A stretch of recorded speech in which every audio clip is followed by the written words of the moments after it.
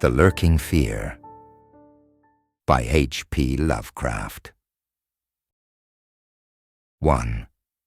The Shadow on the Chimney. There was thunder in the air on the night I went to the deserted mansion atop Tempest Mountain to find the Lurking Fear.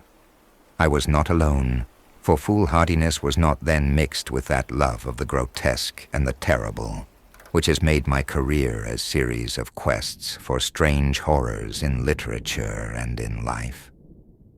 With me were two faithful and muscular men for whom I had sent when the time came. Men long associated with me in my ghastly explorations because of their peculiar fitness. We had started quietly from the village because of the reporters who still lingered about after the eldritch panic of a month before, the nightmare creeping death.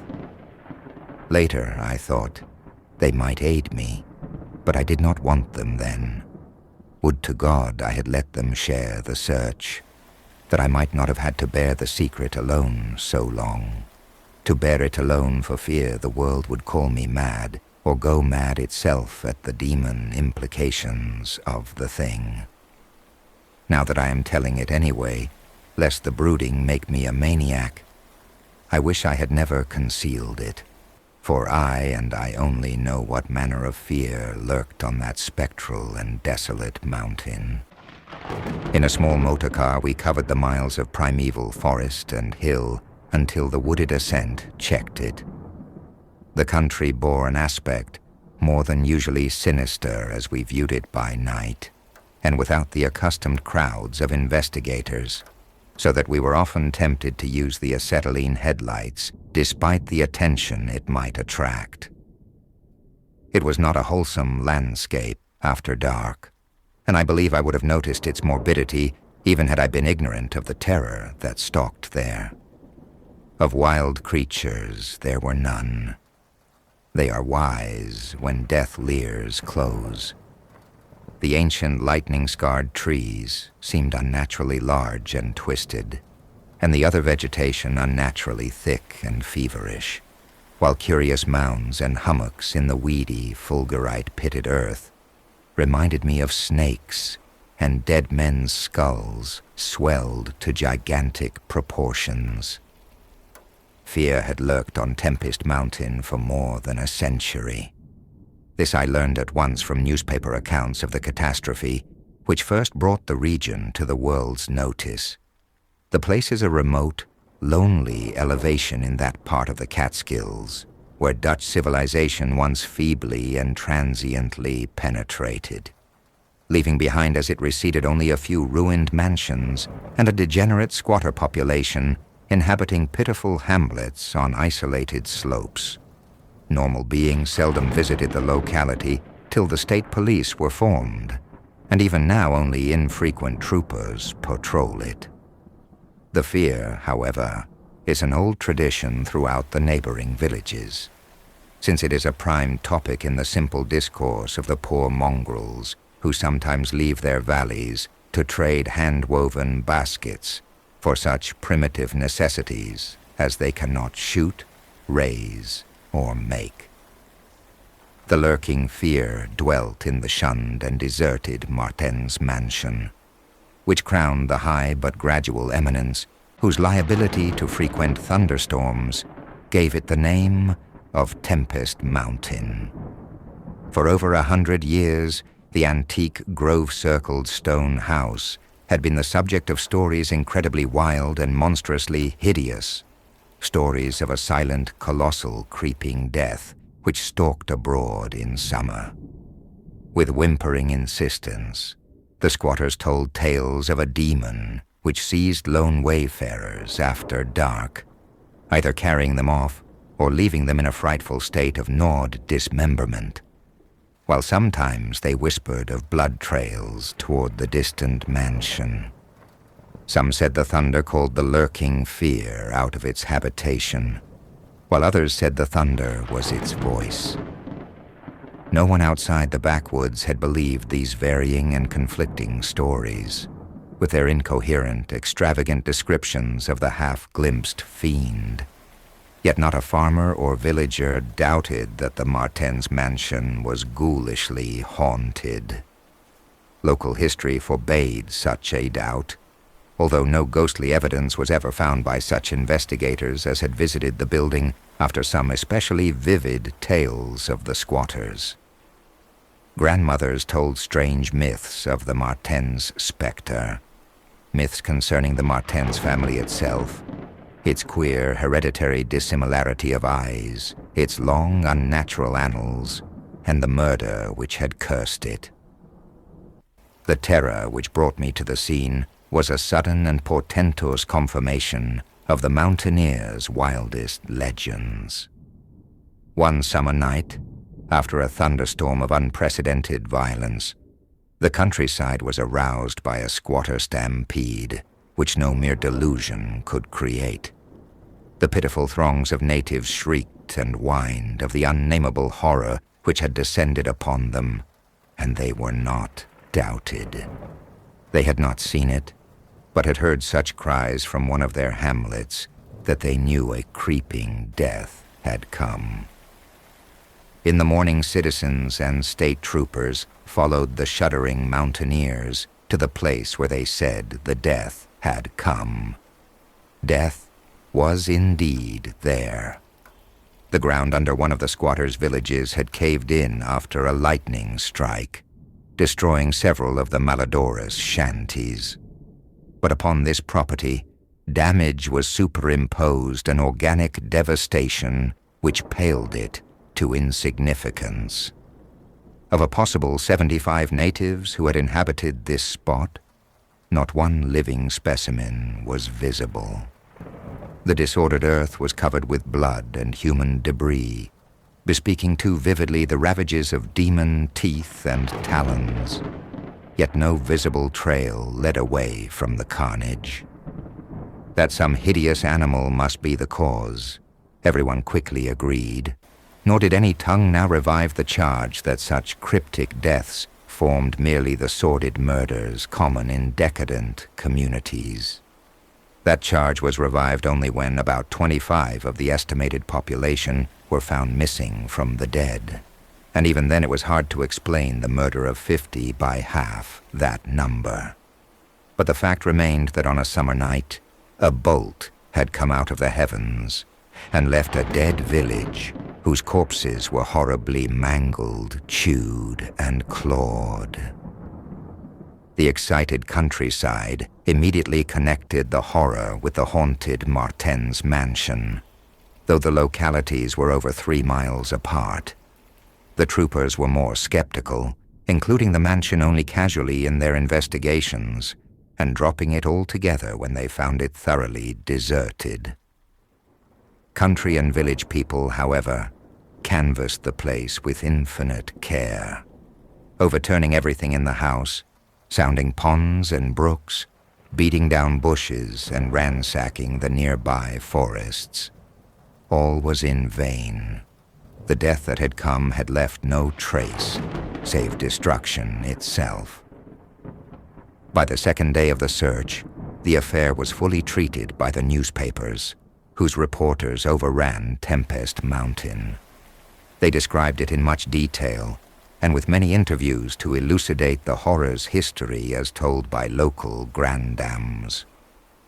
I followed the accounts languidly at first, for I am a connoisseur in horrors, but after a week, I detected an atmosphere which stirred me oddly, so that on August 5th, 1921, I registered among the reporters who crowded the hotel at Lefferts Corners, nearest village to Tempest Mountain, and acknowledged headquarters of the searchers.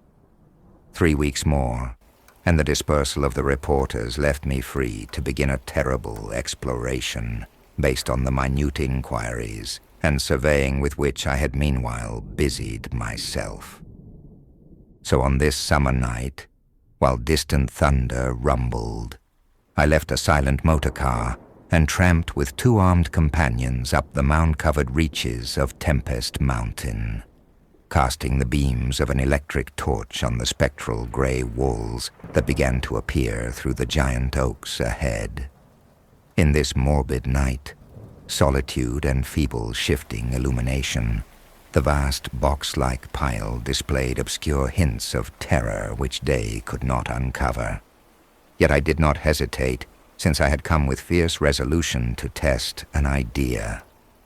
I believed that the thunder called the death demon out of some fearsome secret place, and be that demon solid entity or vaporous pestilence, I meant to see it. I had thoroughly searched the ruin before, hence knew my plan well, choosing as the seat of my vigil the old room of Jan Martens, whose murder looms so great in the rural legends. I felt subtly that the apartment of this ancient victim was best for my purposes. The chamber, measuring about 20 feet square, contained, like the other rooms, some rubbish which had once been furniture. It lay on the second story, on the southeast corner of the house, and had an immense east window and narrow south window, both devoid of panes or shutters. Opposite the large window was an enormous Dutch fireplace with scriptural tiles representing the prodigal son, and opposite the narrow window was a spacious bed built into the wall. As the tree-muffled thunder grew louder, I arranged my plan's details. First, I fastened side by side on the ledge of the large window 3 rope ladders which I had brought with me. I knew they reached a suitable spot on the grass outside, for I had tested them. Then the 3 of us dragged from another room a wide 4-poster bedstead, crowding it laterally against the window. Having strewn it with fir boughs, all now rested on it with drawn automatics, 2 relaxing while the 3rd watched. From whatever direction the demon might come, our potential escape was provided. If it came from within the house, we had the window ladders. If from outside, the door and the stairs. We did not think, judging from precedent, that it would pursue us far, even at worst. I watched from midnight to 1 o'clock, when in spite of the sinister house, the unprotected window, and the approaching thunder and lightning, I felt singularly drowsy. I was between my 2 companions, George Bennett being toward the window and William Toby toward the fireplace. Bennett was asleep, having apparently felt the same anomalous drowsiness which affected me, so I designated Toby for the next watch, although even he was nodding. It is curious how intently I had been watching that fireplace. The increasing thunder must have affected my dreams, for in the brief time I slept, there came to me apocalyptic visions. Once I partly awaked, probably because the sleeper toward the window had restlessly flung an arm across my chest. I was not sufficiently awake to see whether Toby was attending to his duties as sentinel, but felt a distinct anxiety on that score. Never before had the presence of evil so poignantly oppressed me. Later I must have dropped asleep again, for it was out of a phantasmal chaos that my mind leaped when the night grew hideous with shrieks beyond anything in my former experience or imagination. In that shrieking, the inmost soul of human fear and agony clawed hopelessly and insanely at the ebony gates of oblivion. I awoke to red madness and the mockery of diabolism, as farther and farther down inconceivable vistas that phobic and crystalline anguish retreated and reverberated. There was no light, but I knew from the empty space at my right that Toby was gone. God alone knew whither. Across my chest still lay the heavy arm of the sleeper at my left. Then came the devastating stroke of lightning which shook the whole mountain, lit the darkest crypts of the hoary grove, and splintered the patriarch of the twisted trees.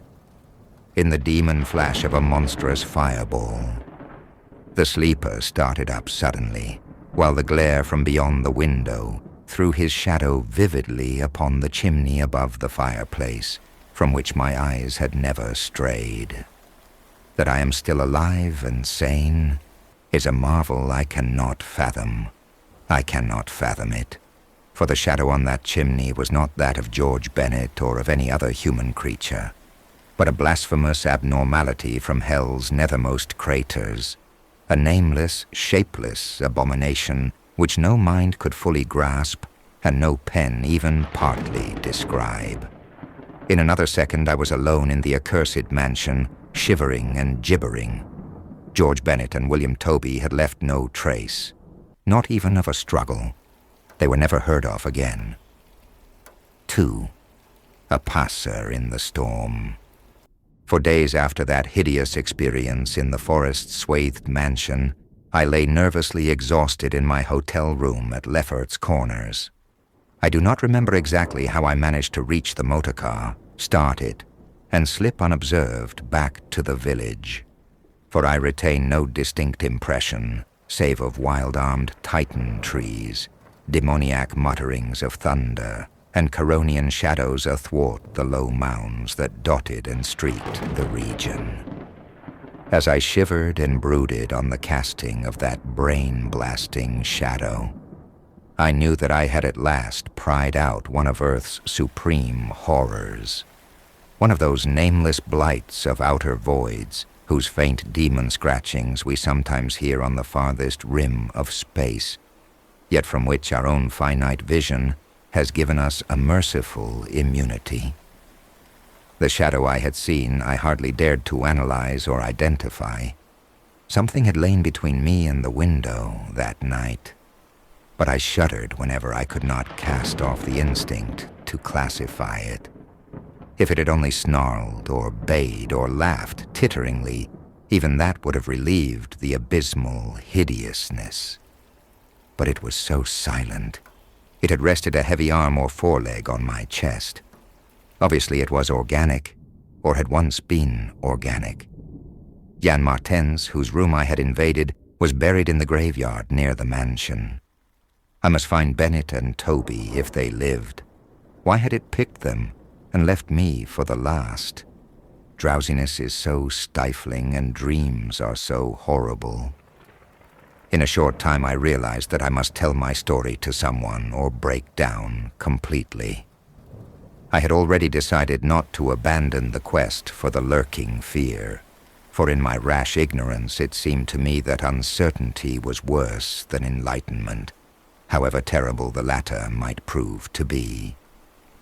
Accordingly, I revolved in my mind the best course to pursue, whom to select for my confidences, and how to track down the thing which had obliterated 2 men and cast a nightmare shadow. My chief acquaintances at Lefferts Corners had been the affable reporters, of whom several still remained to collect final echoes of the tragedy. It was from these that I determined to choose a colleague, and the more I reflected, the more my preference inclined toward one Arthur Munro, a dark, lean man of about 35, whose education, taste, intelligence, and temperament all seemed to mark him as one not bound to conventional ideas and experiences. On an afternoon in early September, Arthur Munro listened to my story. I saw from the beginning that he was both interested and sympathetic, and when I had finished he analyzed and discussed the thing with the greatest shrewdness and judgment. His advice, moreover, was eminently practical, for he recommended a postponement of operations at the Martens mansion until we might become fortified with more detailed historical and geographical data. On his initiative, we combed the countryside for information regarding the terrible Martens family, and discovered a man who possessed a marvelously illuminating ancestral diary. We also talked at length with such of the mountain mongrels as had not fled from the terror and confusion to remoter slopes, and arranged to proceed our culminating task, the exhaustive and definitive examination of the mansion in the light of its detailed history, with an equally exhaustive and definitive examination of spots associated with the various tragedies of squatter legend. The results of this examination were not at first very enlightening. though our tabulation of them seemed to reveal a fairly significant trend, namely, that the number of reported horrors was by far the greatest in areas either comparatively near the avoided house or connected with it by stretches of the morbidly overnourished forest. There were, it is true, exceptions. Indeed, the horror which had caught the world's ear had happened in a treeless space remote alike from the mansion and from any connecting woods. As to the nature and appearance of the lurking fear, nothing could be gained from the scared and witless shanty dwellers. In the same breath they called it a snake and a giant, a thunder devil and a bat, a vulture and a walking tree. We did, however, deem ourselves justified in assuming that it was a living organism highly susceptible to electrical storms, and although certain of the stories suggested wings, we believed that its aversion for open spaces made land locomotion a more probable theory. The only thing really incompatible with the latter view was the rapidity with which the creature must have traveled in order to perform all the deeds attributed to it. When we came to know the squatters better, we found them curiously likable in many ways. Simple animals they were, gently descending the evolutionary scale because of their unfortunate ancestry and stultifying isolation. They feared outsiders, but slowly grew accustomed to us, finally helping vastly when we beat down all the thickets and tore out all the partitions of the mansion in our search for the lurking fear. When we asked them to help us find Bennett and Toby, they were truly distressed, for they wanted to help us, yet knew that these victims had gone as wholly out of the world as their own missing people. That great numbers of them had actually been killed and removed. Just as the wild animals had long been exterminated, we were, of course, thoroughly convinced, and we waited apprehensively for further tragedies to occur. By the middle of October, we were puzzled by our lack of progress. Owing to the clear nights, no demoniac aggressions had taken place, and the completeness of our vain searches of house and country almost drove us to regard the lurking fear as a non-material agency. We feared that the cold weather would come on and halt our explorations, for all agreed that the demon was generally quiet in winter. Thus there was a kind of haste and desperation in our last daylight canvass of the horror-visited hamlet, a hamlet now deserted because of the squatter's fears. The ill-fated squatter hamlet had borne no name, but had long stood in a sheltered, though treeless cleft between two elevations called, respectively, Cone Mountain and Maple Hill. It was closer to Maple Hill than to Cone Mountain, some of the crude abodes indeed being dugouts on the side of the former eminence. Geographically, it lay about 2 miles northwest of the base of Tempest Mountain, and 3 miles from the oak-girt mansion. Of the distance between the hamlet and the mansion, fully 2 miles and a quarter on the hamlet's side was entirely open country, the plain being of fairly level character save for some of the low, snake-like mounds, and having as vegetation only grass and scattered weeds. Considering this topography, we had finally concluded that the demon must have come by way of Cone Mountain, a wooded southern prolongation of which ran to within a short distance of the westernmost spur of Tempest Mountain. The upheaval of ground we traced conclusively to a landslide from Maple Hill, a tall, lone, splintered tree on whose side had been the striking point of the thunderbolt which summoned the fiend. As for the 20th time or more, Arthur Monroe and I went minutely over every inch of the violated village. We were filled with a certain discouragement, coupled with vague and novel fears. It was acutely uncanny, even when frightful and uncanny things were common, to encounter so blankly clueless a scene after such overwhelming occurrences. And we moved about beneath the leaden, darkening sky with that tragic, directionless zeal which results from a combined sense of futility and necessity of action. Our care was gravely minute. Every cottage was again entered, every hillside dug out again searched for bodies, every thorny foot of adjacent slope again scanned for dens and caves, but all without result. And yet, as I have said, vague new fears hovered menacingly over us, as if giant bat-winged griffons squatted invisibly on the mountain tops and leered with abaddon eyes that had looked on transcosmic gulfs. As the afternoon advanced, it became increasingly difficult to see, and we heard the rumble of a thunderstorm gathering over Tempest Mountain. This sound in such a locality naturally stirred us, though less than it would have done at night.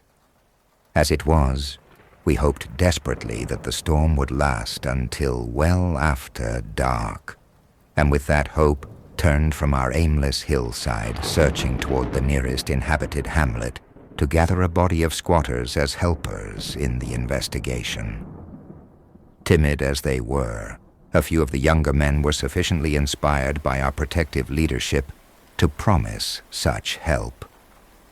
We had hardly more than turned, however, when there descended such a blinding sheet of torrential rain that shelter became imperative. The extreme, almost nocturnal darkness of the sky caused us to stumble sadly, but guided by the frequent flashes of lightning and by our minute knowledge of the hamlet, we soon reached the least porous cabin of the lot. An heterogeneous combination of logs and boards, whose still existing door and single tiny window both faced Maple Hill. Barring the door after us against the fury of the wind and rain, we put in place the crude window shutter which our frequent searches had taught us where to find. It was dismal sitting there on rickety boxes in the pitchy darkness, but we smoked pipes and occasionally flashed our pocket lamps about. Now and then we could see the lightning through cracks in the wall. The afternoon was so incredibly dark that each flash was extremely vivid. The stormy vigil reminded me shudderingly of my ghastly night on Tempest Mountain. My mind turned to that odd question which had kept recurring ever since the nightmare thing had happened. And again I wondered why the demon, approaching the three watchers either from the window or the interior, had begun with the men on each side and left the middleman till the last, when the Titan fireball had scared it away. Why had it not taken its victims in natural order, with myself second, from whichever direction it had approached? With what manner of far-reaching tentacles did it prey? Or did it know that I was the leader and save me for a fate worse than that of my companions? In the midst of these reflections, as if dramatically arranged to intensify them, there fell nearby a terrific bolt of lightning followed by the sound of sliding earth. At the same time, the wolfish wind rose to demoniac crescendos of ululation. We were sure that the lone tree on Maple Hill had been struck again, and Monroe rose from his box and went to the tiny window to ascertain the damage. When he took down the shutter, the wind and rain howled deafeningly in, so that I could not hear what he said. But I waited while he leaned out and tried to fathom nature's pandemonium. Gradually, a calming of the wind and dispersal of the unusual darkness told of the storm's passing. I had hoped it would last into the night to help our quest, but a furtive sunbeam from a knothole behind me removed the likelihood of such a thing. Suggesting to Monroe that we had better get some light, even if more showers came, I unbarred and opened the crude door. The ground outside was a singular mass of mud and pools, with fresh heaps of earth from the slight landslide. But I saw nothing to justify the interest which kept my companion silently leaning out the window. Crossing to where he leaned, I touched his shoulder, but he did not move. Then as I playfully shook him and turned him around, I felt the strangling tendrils of a cancerous horror whose roots reached into illimitable pasts and fathomless abysms of the night that broods beyond time. For Arthur Munro was dead, and on what remained of his chewed and gouged head there was no longer a face.